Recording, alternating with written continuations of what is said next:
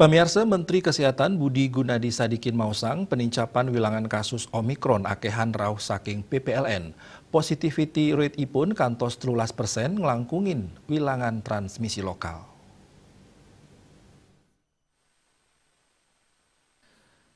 Selain saking kanal YouTube Sekretariat Presiden, Menteri Budi Gunadi Sadikin ngedarang indek kahanan positivity rate inucap mesti kayang yening akehan kasus rauh saking pelaku perjalanan luar negeri utawi PPLN.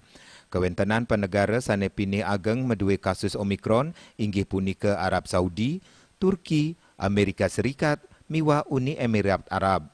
Saking wilangan kasus Omikron antuk sama 14 sane limbak ring Indonesia, baik ketandane sampun ngelaksanayang penelitian. Pertama adalah Arab Saudi, kedua Turki, ketiga Amerika Serikat, dan yang keempat adalah Uni Emirat Arab. Nah, dari jumlah kasus Omikron yang ada 414 di Indonesia sekarang, kami juga sudah melakukan penelitian.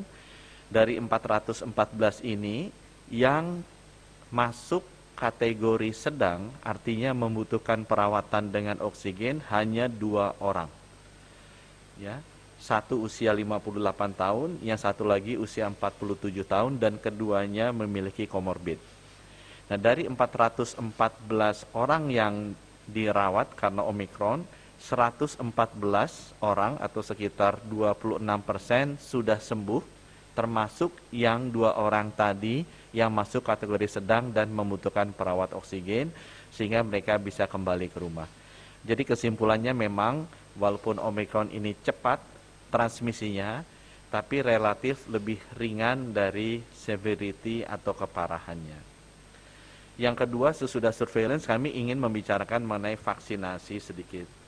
Alhamdulillah, minggu ini Indonesia berhasil naik ke peringkat keempat dunia, melampaui Brasil dari sisi jumlah rakyat yang divaksinasi. Kita bisa menembus angka 169 juta. Saking kewentenan sama 14 kasus inucap keuningin pasien ngeranjing kategori sedang, artosnya ne wantah kalih diri sane muatang perawatan oksigen. Dia Dewi Bali Pos Nguningayang.